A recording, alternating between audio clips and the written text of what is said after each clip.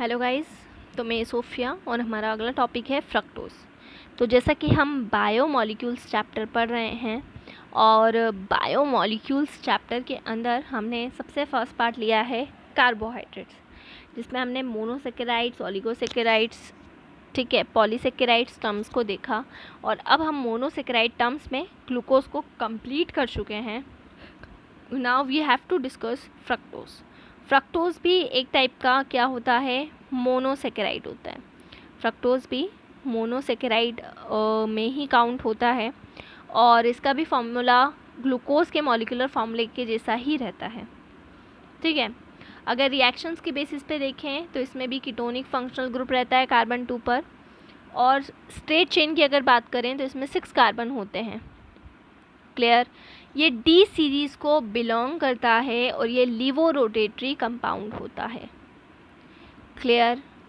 अगर इसको हम अप्रोप्रिएटली लिखें तो ये डी माइनस फ्रक्टोज कहलाएगा।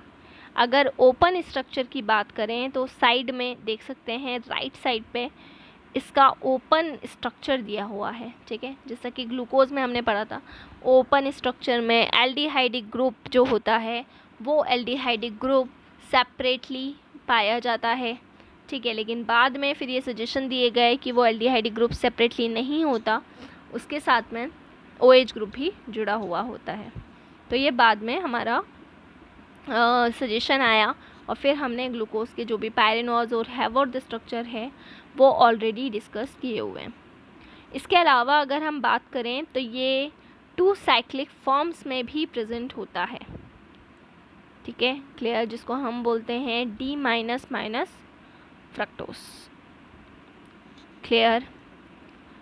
अगर हम OH को C5 पर क्या कर दें, CO ग्रुप पर ऐड कर दें, ठीक है। क्लियर। इसके आगे अगर हम बात करें तो ये जो रिंग होती है, क्लियर, ये 5 मेंबर रिंग होगी जिसको हम फ्यूरेनोज कहेंगे एनालॉजी के अंदर, जो क्योंकि इसकी केमिस्ट्री फ्यूरॉन से स्टडी की जाती है। फ्यूरॉन 5 मेंबर साइक्लिक कंपाउंड है, इसमें 1 ऑक्सीजन और 4 कार्बन एटम्स होते हैं, जैसा कि हम यहाँ पर देख सकते हैं ये इस तरह से। तो ये अल्फ़ा और बीटा, जैसे कि ग्लूकोज के अंदर हमने पढ़ा था, तो ग्लूकोज में भी अल्फ़ा और बीटा 2 फॉर्म थी, वैसे ही यहाँ पर भी 2 एनोमर्स हमें मिलते हैं, ठीक है, जिसको हम कहते हैं अल्फ़ा डी फ्रक्टोफ्यूरेनोज और beta D fructofuranose. Like that glucose, first carbon, second carbon, third carbon, fourth carbon, fifth और सिक्स्थ कार्बन। बस यहाँ पर जो अरेंजमेंट है वो थोड़ा सा चेंज है। अल्फ़ा फॉर्म में जो हमारा CH2OH ग्रुप है वो लेफ़्ट साइड पे है, जबकि बीटा में राइट साइड पे है। अगर साइक्लिक स्ट्रक्चर की बात करें इन दोनों एनोमर्स की अगर हम किसकी बात करते हैं, साइक्लिक स्ट्रक्चर की बात करते हैं फ्रक्टोज की, तो हैवॉर्थ स्ट्रक्चर कुछ इस तरह से रिप्रेजेंट किए जाते हैं। इसको समझने से पहले अगर मैं आपको ग्लूकोज का स्ट्रक्चर बता दूं, पायरेनोज स्ट्रक्चर, तो इस तरह से पायरान की रिंग से वो हमें मिलता है। लेकिन जब हम बात करते हैं यहाँ पर फ्रक्टोज की, तो फ्रक्टोज की रिंग कुछ इस तरह से होती है। बस ये ध्यान रखेंगे कि यहाँ पर आपको जब ग्लूकोज का रीअरेंजमेंट आप देते हैं तो इस तरह से आपको 6 मेंबर्स की रिंग बनानी होती है, जबकि फ्रक्टोज में 5 मेंबर रहेंगे। यहाँ पे आप देख सकते हैं यहाँ पर 6 हैं और यहाँ पर जो हैं वो, यहाँ पर भी कार्बन 6 ही हैं, लेकिन रिंग का पैटर्न थोड़ा सा चेंज हो गया है। क्लियर। तो ये इस तरह से आपको बनाना है, ठीक है। तो अल्फ़ा डी फ्रक्टोफ्यूरेनोज और बीटा में क्या डिफरेंस है, देखिए फर्स्ट कार्बन पे आप देख सकते हैं कि जो फर्स्ट कार्बन है उस पर सेकेंड कार्बन के ऊपर जो हमारा CH2OH ग्रुप है और OH ग्रुप है उसकी पोजीशन दोनों में ही चेंज हो गई है।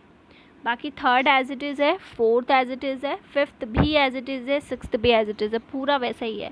बस फर्स्ट सेकंड पर जो पोजीशंस रहती हैं उनको थोड़ा सा चेंज करना है और उनको चेंज करके आपको फ्रक्टोफ्यूरेनोज बनाना है। तो ये बनेगा यहाँ पर अल्फ़ा डी फ्रक्टोफ्यूरेनोज और ये बनेगा बीटा डी फ्रक्टोफ्यूरेनोज। तो इस तरह से हम यहाँ पर बना सकते हैं। जबकि जब हमने ग्लूकोज की बात करी थी तो ग्लूकोज में भी यही था, दोनों स्ट्रक्चर में फर्स्ट कार्बन की पोजीशन चेंज थी और यहाँ पर भी सेम वही चेंजेस हुए हैं।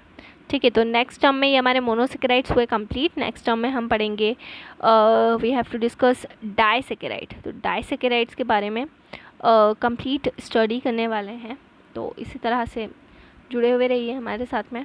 और दूसरी चीज़ ये कि ये जो पर्टिकुलर टॉपिक है ये इसमें हमने मोनोसेकेराइड्स लास्ट टर्म्स की वीडियोस के अंदर मोनोसेकेराइड्स को डिस्कस किया था। देखिए, तो सबसे फर्स्ट मोनोसेकेराइड के अंदर हमने दो कैटेगरी पढ़ी है। फर्स्ट क्लासिफिकेशन में मोनोसेकेराइड में सबसे फर्स्ट वाला पार्ट था ग्लूकोज, जो कि बहुत ज़्यादा इंपॉर्टेंट है।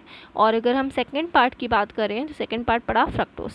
अब सेकेंड यूनिट जब हम सेकेंड पार्ट की तरफ बढ़ेंगे, उसका सेकेंड क्लासिफिकेशन की तरफ बढ़ेंगे, तो वो पार्ट रहेगा हमारा डाइसेकेराइड्स, जो कि क्लासिफिकेशन ऑफ कार्बोहाइड्रेट का सेकेंड पार्ट में आता है। और इसमें हम कुछ डाइसेकेराइड्स के बारे में स्टडी करने वाले हैं। ठीक है, स्टे होम, स्टे सेफ।